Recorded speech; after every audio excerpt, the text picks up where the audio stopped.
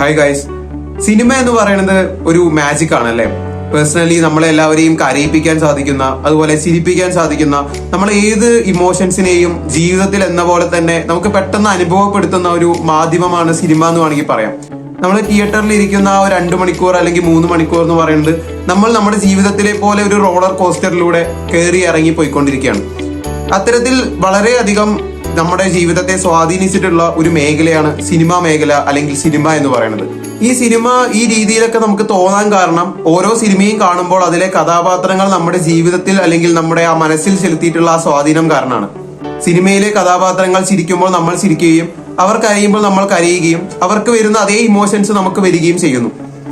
ആ രീതിയിൽ സിനിമ നമ്മുടെ ജീവിതത്തെ വളരെ വലിയൊരു സ്വാധീനം തന്നെ ചെലുത്തിയിട്ടുണ്ട്.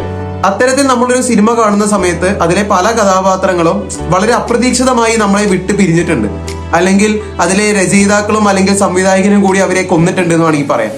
അപ്പോൾ നമുക്ക് ഉണ്ടായിട്ടുള്ള ഒരു ഫീലിംഗ് ഉണ്ട്, നമ്മൾ പോലും പ്രതീക്ഷിക്കാതെ എന്താ ഇപ്പൊ ഉണ്ടായി, അല്ലെങ്കിൽ വളരെയധികം നമ്മളെ കണ്ണ് നനയിപ്പിച്ചിട്ടുള്ള പല കഥാപാത്രങ്ങൾ. അപ്പോൾ അത്തരത്തിൽ ധാരാളം കഥാപാത്രങ്ങൾ നമ്മുടെ മലയാള സിനിമയിൽ വന്നു പോയിട്ടുണ്ട്.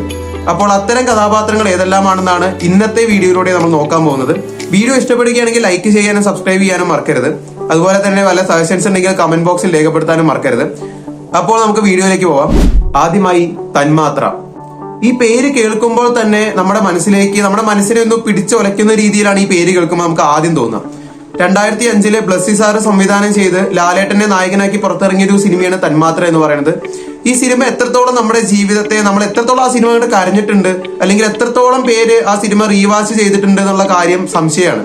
കാരണം ആ സിനിമ രണ്ടിൽ കൂടുതലോ അല്ലെങ്കിൽ 1ൽ കൂടുതലോ പ്രാവശ്യം കാണാൻ പറ്റില്ല എന്നതാണ് സത്യം. അതിലെ ഒരു പ്രധാന കഥാപാത്രമായിരുന്നു ജഗതി ചേട്ടൻ അവതരിപ്പിച്ച ജോസഫ് എന്ന കഥാപാത്രം. ഓൾറെഡി സിനിമ കണ്ട് വളരെയധികം ഡിപ്രസ്ഡ് ആയിട്ടിരിക്കുന്ന നമ്മൾക്ക്, അതായത് ഇനി എന്ത് നടക്കും എന്ന് പോലും അറിയാത്ത ഒരു ക്രൂഷ്യൽ സിറ്റുവേഷനിലൂടെ കടന്നു പോയിക്കൊണ്ടിരിക്കുമ്പോഴാണ് രമേശന്, അതായത് ഇതിലെ ലാലേട്ടൻ അവതരിപ്പിച്ച കഥാപാത്രത്തിന് എല്ലാം ആയിരുന്ന രമേശന് ഒരു ഫ്ലാറ്റ് വാങ്ങണമെങ്കിലും ഒരു സെക്കൻഡ് ഹാൻഡ് കാർ സംഘടിപ്പിച്ചു കൊടുക്കാനും അങ്ങനെ എല്ലാ രീതിയിലും രമേശന് എല്ലാ ഹെൽപ്പും ചെയ്തിട്ടുള്ള ജോസഫ് എന്ന ജഗതി ചേട്ടൻ അവതരിപ്പിച്ച കഥാപാത്രം നമ്മളെ വിട്ടുപിരിയണത്. ഈ പെൻഷൻ പൈസയും മറ്റു കാര്യങ്ങളൊക്കെ ആയിട്ട് അടുത്ത ആഴ്ച കാണാമെന്ന് പറഞ്ഞിട്ട് ഒരു പോക്കുണ്ട്. അത് കഴിഞ്ഞതിന് ശേഷം നമ്മൾ ജഗതി ചേട്ടനെ അല്ലെങ്കിൽ ജോസഫിനെ കാണുന്നത് വെള്ള പുതച്ച് മരിച്ച നിലയിൽ കിടക്കുന്നതാണ്. ആ സമയത്ത് ആ സീന് കണ്ടപ്പോ നമ്മുടെയൊക്കെ ഉള്ളിലുണ്ടായ ഒരു അവസ്ഥയുണ്ട്. മരണം രംഗബോധമില്ലാത്ത കോമാളിയാണെന്നൊക്കെ നമ്മൾ പറയാറുണ്ടല്ലോ. ആ ഒരു സാധനമൊക്കെ ഓർമ്മിപ്പിക്കുന്ന ഒരു ഘട്ടമായിരുന്നു അത്. സിനിമയെ ഓൾറെഡി ഡിപ്രസ്ഡ്, നമ്മൾ ഓൾറെഡി, അതായത് ചെരിഞ്ഞു നിൽക്കുന്ന സാധനത്തിനെ ഒന്നും കൂടി തട്ടിക്കഴിഞ്ഞാൽ ഒറ്റയടിക്ക് വീഴില്ലേ, ആ ഒരു അവസ്ഥയായിരുന്നു ജോസഫിന്റെ മരണം എനിക്കൊക്കെ ഉണ്ടാക്കിയ ഒരു ഇമ്പാക്ട് എന്ന് പറയുന്നത്. ജീവിതത്തെക്കുറിച്ച് എല്ലാവിധ പ്ലാനിങ്ങും ഉണ്ടായിരുന്നയാൾ, എന്നാൽ തന്റെ ജീവിതത്തിലും അതുപോലെ രമേശന്റെ ജീവിതത്തിന്റെ കാര്യത്തിലും മാത്രം അദ്ദേഹത്തിന് ആ പ്ലാനിങ് എല്ലാം തെറ്റിപ്പോകുന്നു. അതായിരുന്നു നമ്മുടെ ജോസഫ് ഏട്ടൻ. അടുത്ത ചിത്രം സ്വപ്നക്കൂട്. 2003 കമൽ സംവിധാനം ചെയ്ത് പുറത്തിറങ്ങിയ ചിത്രമായിരുന്നു സ്വപ്നക്കൂട് എന്ന് പറയുന്നത്. അന്നത്തെ കാലത്ത് യൂത്തിനെ അടിസ്ഥാനമാക്കി നിർമ്മിച്ചൊരു പടം കൂടിയാണിത്. അതിൽ പ്രധാന കഥാപാത്രമായി ചാക്കോച്ചൻ, ജയസൂര്യ, പൃഥ്വിരാജ്, അതുപോലെ ഭാവന, മീര ജാസ്മിൻ എന്നിവരൊക്കെയായിരുന്നു വന്നിരുന്നത്. അപ്പൊ നിങ്ങൾക്ക് ഈ പേര് പറഞ്ഞപ്പോൾ തന്നെ മനസ്സിലായിട്ടുണ്ടാവും, ആ പാട്ടിന്റെ ഇടയിൽ അവസാനം ഭാവന മരിച്ചു പോകുന്ന ആ സീന് തന്നെയാണ് ഞാൻ പറയാൻ വരുന്നത്. ആ ഭാവന മരിച്ചു പോകുന്ന ആ സീൻ, അല്ലെങ്കിൽ അമ്മയില്ലാതെ വളരുന്ന 2 പെൺകുട്ടികൾ, അവരുടെ ഇടയിലേക്ക് ചിരിയും കളിയുമായി 2-3 ചെറുപ്പക്കാർ വരുന്നു. അവരെ ജീവിതത്തിലേക്ക് തന്നെ കൂട്ടിക്കൊണ്ടുപോകാൻ അവർ തീരുമാനിക്കുന്നു. ആ ഒരു ഘട്ടത്തിലൊക്കെ നിൽക്കുമ്പോഴാണ് ആ ഒരു പാട്ട് സീനിന്റെ ഒക്കെ ഒരു അവസാനം ഓൾറെഡി എല്ലാം സെറ്റായി ഇതൊക്കെ നമുക്ക് തോന്നിപ്പിക്കുന്ന രീതിയിലേക്ക് വരുമ്പോഴാണ് ഭാവന അവിടെ നിന്ന് കാല് തെന്നി വീണ് ആള് വടിയാവുന്നത്. അതെന്തൊരു അവസ്ഥയാണ് അല്ലേ. നമ്മള് കണ്ടു നിൽക്കുന്നവരൊക്കെ ഒരു ഷോക്കായ ഒരു മൊമെന്റ് ആയിരുന്നു അത്. ഞാൻ അങ്ങനെ വീണതൊക്കെ ശ്രദ്ധിച്ചു, അവര് മരിക്കുന്നു ഞാൻ പ്രതീക്ഷിച്ചിരുന്നില്ല. പക്ഷെ പിന്നീടാണ് ആ ഒരു നഗ്ന സത്യം ഞാൻ മനസ്സിലാക്കി, ഭാവന മരിച്ചു എന്നുള്ള കാര്യം. എന്തൊരു ക്രൂരതയാണല്ലേ റൈറ്ററും ഡയറക്ടറും കൂടി അവിടെ ചെയ്തു വെച്ചത്. അടുത്ത ചിത്രം മേരിക്കുണ്ടൊരു കുഞ്ഞാട്. ഈ ചിത്രം പറയുമ്പോൾ ഇതിൽ ഞാൻ പറയാൻ പോകുന്ന വ്യക്തി ഒരിക്കലും ഈ സിനിമയിൽ മരിച്ച വ്യക്തിയല്ല, പകരം ഈ വ്യക്തിയുമായി വളരെയധികം ബന്ധപ്പെട്ട് കിടക്കുന്ന ഒരു ആളാണ് മരിച്ചിരിക്കുന്നത്. കഥാപാത്രം ഏതാണെന്ന് വെച്ചാൽ ലോനപ്പൻ. ഈ സിനിമ മൊത്തത്തിലൊരു കോമഡി രീതിയിലേക്ക് പോയിക്കൊണ്ടിരിക്കുന്ന സമയത്താണ് ശവപ്പെട്ടി വിൽപ്പനക്കാരായ ലോനപ്പന്റെ മകൻ മരിക്കുന്നത്. ഈ ചിത്രത്തിൽ തുടക്കം മുതലേ പറയുന്ന, അല്ലെങ്കിൽ ഏതൊരു മരണവും സംഭവിക്കുമ്പോൾ സന്തോഷിച്ചിരുന്ന ഒരേ ഒരു വ്യക്തി ലോനപ്പനാണെന്ന് വേണമെങ്കിൽ പറയാം, കാരണം ശവപ്പെട്ടി കച്ചവടം നടക്കുമല്ലോ.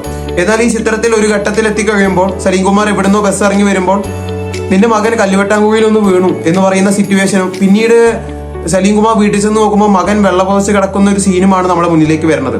ഇതൊരു വളരെ വലിയൊരു പാഠം അല്ലെങ്കിൽ ഒരു മെസ്സേജ് ഒക്കെ തന്നൊരു സീന് കൂടിയാണ്. മറ്റുള്ളവരുടെ മരണത്തിൽ അത്രയും അധികം സന്തോഷിച്ചിരുന്ന വ്യക്തി പിന്നീട് സ്വന്തം മകന്റെ മരണം അയാൾക്കൊരു വിധി പോലെ അയാൾക്ക് തോന്നുകയാണ്. താൻ അത്രയും കാലം ഇത്തരം രീതിയിൽ വിചാരിച്ചത് കൊണ്ടാണ് തന്റെ മകന് ഈ ഒരു അവസ്ഥ വന്നതെന്ന് ലോനപ്പൻ അവിടെ വിചാരിക്കുന്നു. ലോനപ്പന് മാത്രമല്ല, കണ്ടു നിൽക്കുന്ന വ്യക്തികൾക്കെല്ലാം, കണ്ടു നിൽക്കുന്ന ഓഡിയൻസിനെല്ലാം അത്രയും അധികം ഹൃദയത്തിൽ തട്ടിയൊരു സീനായിരുന്നു മേരിക്കൊണ്ടൊരു കുഞ്ഞാടിലെ ആ സീൻ എന്ന് പറയുന്നത്. ജീവിതത്തിൽ ലോനപ്പനെ പോലെ ചിന്തിക്കുന്ന ധാരാളം ആളുകൾ നമുക്കിടയിലുണ്ട്.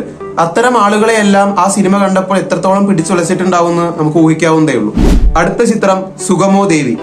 ലാലേട്ടനും ശങ്കറും പ്രധാന കഥാപാത്രമായി വന്ന വേണു നാഗവള്ളി ആദ്യമായി സംവിധാനം ചെയ്ത ഒരു ചിത്രമാണ് സുഗമോ ദേവി എന്ന് പറയുന്നത്. ഇതില് ലാലേട്ടൻ അവതരിപ്പിച്ച കഥാപാത്രം സണ്ണി എന്ന് പറയുന്ന ഒരു കഥാപാത്രമാണ്. ഏതൊരു വ്യക്തിക്കും വളരെയധികം എനിക്ക് എന്റെ ജീവിതം അതുപോലെ ആയിരുന്നെങ്കിൽ എന്ന് തോന്നിപ്പോയ ജീവിതം കൂടിയായിരുന്നു സണ്ണിയുടേത്. അത്രയ്ക്കധികം സ്റ്റൈലിഷ് ആയ, അല്ലെങ്കിൽ ജീവിതത്തെ ആ ഒരു രീതിയിൽ നോക്കിക്കാണുന്ന, എന്ത് വേണമെങ്കിലും എപ്പോ വേണമെങ്കിലും ചെയ്യാൻ വളരെയധികം കായികപരമായിട്ടും കലാപരമായിട്ടും എല്ലാ രീതിയിലും കഴിവുള്ള ഒരു വ്യക്തി. അതായിരുന്നു സുഗമോ ദേവിയിലെ സണ്ണി. അതുപോലെ അവൻ പലരും അതൊക്കെ കണ്ട് ആഗ്രഹിച്ചിട്ടുണ്ടായിരിക്കും. ഈ സിനിമയുടെ യഥാർത്ഥ പശ്ചാത്തലം പരിശോധിക്കുകയാണെങ്കിൽ വേണു നാഗവള്ളിയുടെ ഒരു ഉറ്റ സുഹൃത്തായിരുന്നു സൈമൺ മാത്യു എന്ന് പറയുന്നത്. അദ്ദേഹം ഈ പറഞ്ഞ സണ്ണിയുടേതുപോലത്തെ സമാനമായ ഒരു കഥാപാത്രമായിരുന്നു, അല്ലെങ്കിൽ ജീവിതമായിരുന്നു. ആ വ്യക്തി ഒരു ദിവസം സ്കൂട്ടർ അപകടത്തിൽ മരണപ്പെടുകയാണ്. അത് വേണു നാഗവള്ളിക്ക് വളരെ വലിയൊരു ഷോക്കാണ് ജീവിതത്തിൽ ഉണ്ടാക്കിയത്. അതിനെ ആസ്പദമാക്കിയിട്ടാണ് സണ്ണി എന്ന കഥാപാത്രത്തെ ഈ സിനിമയിലേക്ക് അദ്ദേഹം കൊണ്ടുവന്നത്. ഇതിൽ നമുക്കറിയാം സണ്ണി എന്ന കഥാപാത്രം മരിക്കുകയാണ്. ഈ രീതിയിലാണ് കഥ പോകുന്നത്. വളരെയധികം ഷോക്കിംഗ് ആയിട്ടുള്ളൊരു രംഗമായിരുന്നു സണ്ണിയുടെ മരണം എന്നൊക്കെ പറയുന്നത്. നമ്മളൊരു ഓളത്തിൽ സിനിമ ഇങ്ങനെ കണ്ടുപോയിക്കൊണ്ടിരിക്കുമ്പോഴാണ് അപ്രതീക്ഷിതമായിട്ട് സണ്ണി മരിക്കുന്നത്. എന്നാൽ ഇത് ശരിക്കും ഉണ്ടായ ഒരു കാര്യമാണെന്ന് അറിഞ്ഞപ്പോൾ അതിനേക്കാൾ ദുഃഖമാണ് നമുക്കുണ്ടായത്. ആ സമയത്ത് സണ്ണിയെ കാണാൻ വരുന്ന ആളുകളും അവരുടെ റിയാക്ഷൻസും ഒക്കെ നമ്മുടെ ചങ്കുലച്ചിട്ടുണ്ട്. അടുത്ത ചിത്രം മായാമയൂരം. സിബി മലയിൽ സംവിധാനം ചെയ്ത് പുറത്തിറങ്ങിയ ചിത്രമാണ് 1993 പുറത്തിറങ്ങിയ ലാലേട്ടൻ ചിത്രമായ മായാമയൂരം. ഇതിൽ ലാലേട്ടൻ അവതരിപ്പിച്ച നരേന്ദ്രൻ എന്ന കഥാപാത്രത്തിന്റെ മരണത്തെ കുറിച്ചിട്ടാണ് ഞാനിവിടെ പറയാൻ പോകുന്നത്. താൻ ആഗ്രഹിച്ച രീതിയിൽ ഒരു കെട്ടിടം പണി നടക്കുകയും അതിന്റെ മുകളിൽ നിന്നും അപ്രതീക്ഷിതമായി കാല് വഴുതി വീഴുകയും ചെയ്യുന്ന ഒരു രംഗമാണ് ഇന്റർവെൽ ആയപ്പോൾ നമുക്ക് കാണാൻ സാധിച്ചത്. അത് കണ്ടപ്പോൾ തന്നെ, ഒരു ഇന്റർവെൽ സമയത്ത് ഒരു നായകൻ മരിക്കുന്നു എന്ന് കണ്ടപ്പോൾ തന്നെ നമുക്ക് എന്തോ വളരെ വലിയ ഷോക്കിംഗ് ആയിരുന്നു. ഇന്റർവെല്ലിന് ശേഷം വേറൊരു രീതിയിൽ ലാലേട്ടൻ വരുന്നുണ്ടെങ്കിലും ഇത് ജനങ്ങൾക്കൊന്നും ആക്സെപ്റ്റ് ചെയ്യാൻ പറ്റാത്ത രീതിയിലുള്ള ഒരു ഷോക്കിംഗ് ആക്കിയ ഒരു മൊമെന്റ് ആയിരുന്നു. പക്ഷെ അന്നത്തെ കാലത്ത് എന്തോ ഈ സിനിമ, ഈ ഒരു മരണം ആക്സെപ്റ്റ് ചെയ്യാൻ ജനങ്ങൾക്ക് സാധിക്കാത്തത് കൊണ്ട് സിനിമ ഒരു പരാജയപ്പെടുകയായിരുന്നു തിയേറ്ററിക്കലി. എങ്കിലും വളരെ നല്ലൊരു മൂവിയാണ് അത് പേഴ്സണലി എന്റെ അഭിപ്രായത്തിൽ. അപ്പോൾ ഈ രീതിയിൽ പോയൊരു സിനിമ, ഈ ഒരു മരണം കാരണം വളരെ വലിയ ഷോക്കിംഗ് ആണ് ജനങ്ങളുടെ ഇടയിലേക്ക് ഉണ്ടായത്. കാരണം ആരും പ്രതീക്ഷിക്കുന്നില്ല ലാലേട്ടന്റെ കഥാപാത്രം, നായക കഥാപാത്രം ഒക്കെ അതും ഇന്റർവെൽ ആവുന്നതിന് മുൻപൊക്കെ മരിക്കുന്നുള്ള കാര്യം. അത് വളരെ വലിയൊരു, ഈ പറഞ്ഞ കൂട്ടത്തിലെ സിനിമകളെക്കാൾ ഏറ്റവും കൂടുതൽ പെട്ടെന്നൊരു ഷോക്കിംഗ് ഉണ്ടാക്കിയ ഒരു മൊമെന്റ് തന്നെയായിരുന്നു. അടുത്ത ചിത്രം ക്രേസി ഗോപാലൻ. ദിലീപ്, ഹരിശ്രീ അശോകൻ, സലീം കുമാർ, ജഗതി ചേട്ടൻ തുടങ്ങിയവരൊക്കെ മത്സരിച്ച് അഭിനയിച്ച ഒരു സിനിമയായിരുന്നു ക്രേസി ഗോപാലൻ എന്ന് പറയുന്നത്. സിനിമയുടെ തുടക്കത്തിലൊക്കെ ഹരിശ്രീ അശോകനും ദിലീപും തമ്മിലുള്ള കോമഡി തന്നെയായിരുന്നു. ആ സിനിമ അങ്ങനെ വരുമ്പോഴാണ് ദിലീപേട്ടൻ സലീമേട്ടനെ പരിചയപ്പെടുന്നതും, അതായത് ലക്ഷ്മണൻ എന്ന കഥാപാത്രത്തെ പരിചയപ്പെടുന്നതും, അവർ തമ്മിലൊരു സൗഹൃദം ഉണ്ടാക്കുന്നതും, പിന്നെ അവർ ഒരുമിച്ച് ബാക്കിയുള്ള മോഷണ പരിപാടികളൊക്കെ തുടങ്ങുന്നതും. അതില് ലക്ഷ്മണന്റെ കഥ നമുക്ക് ഒന്നും കൂടി ഉള്ളിൽ തട്ടിയൊരു കഥയായിരിക്കും. ഒരു സ്വന്തം അമ്മയുടെ ചികിത്സയ്ക്ക് പണം കണ്ടെത്താൻ വേണ്ടിയിട്ട് കള്ളനായ ഒരു കഥ. അയാൾക്ക് ഒട്ടും താല്പര്യമില്ല കള്ളനായി ജീവിക്കാൻ.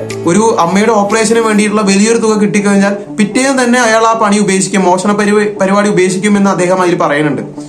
എന്നാൽ അത് കാണാനോ ആ അമ്മയ്ക്കൊരു കൂട്ടായി നിൽക്കാനോ പിന്നീട് അദ്ദേഹത്തിന് സാധിക്കുന്നില്ല. ഒരു ചതിയിൽപ്പെട്ട് ഇന്റർവെൽ സമയത്താവുമ്പോൾ ലക്ഷ്മണനെ മനോജ് കെ ജയൻ വെടിവെച്ച് കൊല്ലുന്ന സീനാണ് പിന്നീട് നമ്മൾ കാണുന്നത്. ഞാനൊരു കള്ളനാണെന്ന് അറിഞ്ഞാൽ എന്റെ അമ്മ ചങ്കു പൊട്ടി മരിക്കുമെന്ന് സലീം കുമാർ പറയുന്ന രംഗങ്ങളൊക്കെ ഉണ്ട്. അതുപോലെ തന്നെ ഒരു ദിവസം സ്വസ്ഥമായിട്ട് കടന്നുറങ്ങണം എന്നൊക്കെ പറയുന്ന രംഗമുണ്ട്. അതൊക്കെ പറയുമ്പോൾ തന്നെ ആ സമയത്ത് വരുന്ന BGM-ഉം അതെല്ലാം കൂടി ആവുമ്പോൾ ജനങ്ങളുടെ മനസ്സ് വളരെയധികം, എത്ര വലിയ മസിൽ പിടിച്ചിരിക്കുന്നവനും കരഞ്ഞു പോകുന്ന രംഗങ്ങൾ എന്നൊക്കെ പറയില്ലേ, അതുപോലെ തന്നെ പാവം അദ്ദേഹത്തിന്റെ ജീവിതത്തിൽ സംഭവിക്കുകയും ചെയ്തു. അദ്ദേഹം മരിച്ചതിന് ശേഷം പിന്നീട് അന്വേഷിച്ചപ്പോൾ മകൻ കള്ളനാണെന്ന് അറിഞ്ഞപ്പോൾ അമ്മ ചങ്കു പൊട്ടിയാ മരിച്ചെന്ന് കേട്ടെന്ന് ജഗതി ചേട്ടൻ ദിലീപിന് പറഞ്ഞു കൊടുക്കുന്ന രംഗമുണ്ട്. അതൊക്കെ കേൾക്കുമ്പോൾ നമുക്കും പഴയ ആ ഓർമ്മയിലേക്കൊക്കെ പോവുകയൊക്കെ ചെയ്യുന്നുണ്ട്. ആ രീതിയിലൊരു ഷോക്കിംഗ് ആയിട്ടുള്ളൊരു മരണം തന്നെയായിരുന്നു സലീമേട്ടന്റെ, അല്ലെങ്കിൽ ലക്ഷ്മണൻ എന്ന കഥാപാത്രത്തിന്റെ ക്രേസി ഗോപാലൻ എന്ന സിനിമയിൽ. അടുത്ത ചിത്രം മനസ്സിനക്കരെ. സത്യനന്ദിക്കാട് സംവിധാനം ചെയ്ത് പുറത്തിറങ്ങിയ ചിത്രമായിരുന്നു മനസ്സിനക്കരെ. വളരെ ഒരു ഫ്രഷ്നെസ് ഫീൽ തന്ന, ഇന്നും ഭയങ്കര ഫേവറേറ്റ് ലിസ്റ്റിൽ ഇടം നേടിയിട്ടുള്ള ഒരു സിനിമ എന്നൊക്കെ പറയില്ലേ, അതാണ് എന്നെ സംബന്ധിച്ച് മനസ്സിനക്കരെ.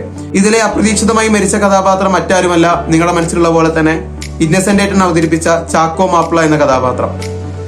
അമ്മയില്ലാത്ത രജിക്ക് അമ്മ പോയപ്പോൾ ഞാൻ ഉണ്ടായിരുന്നു ജീവിക്കാൻ, അതുപോലെ തന്നെ ഞാൻ അങ്ങോട്ട് പോയി കഴിഞ്ഞാൽ, അല്ലെങ്കിൽ അപ്പൻ അങ്ങോട്ട് പോയി കഴിഞ്ഞാൽ നീ പിന്നെ ആർക്കു വേണ്ടി ജീവിക്കടാ ചോദിക്കുന്ന ഒരു രംഗമൊക്കെ ഉണ്ട്. അത് കഴിഞ്ഞതും പിറ്റേന്ന് ഇന്നസെന്റ് ഏട്ടനെ അല്ലെങ്കിൽ ചാക്കോ മാപ്പിളയെ മരിച്ച രീതിയിലാണ് കണ്ടെത്തണത്.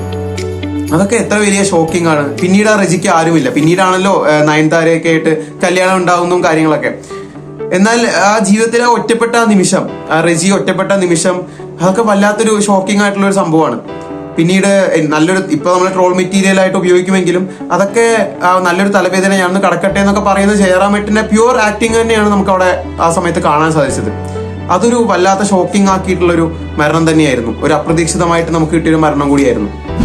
അപ്പോൾ ഇതൊക്കെയാണ് സിനിമയിലൂടെ നമ്മളെ അപ്രതീക്ഷിതമായി വിട്ടുപിരിഞ്ഞ കഥാപാത്രങ്ങളും അല്ലെങ്കിൽ ഡയറക്ടേഴ്സും രചയിതാക്കളും കൂടി ചേർന്ന് കൊന്നുകളഞ്ഞ കഥാപാത്രങ്ങൾ എന്നൊക്കെ പറയുന്നത്.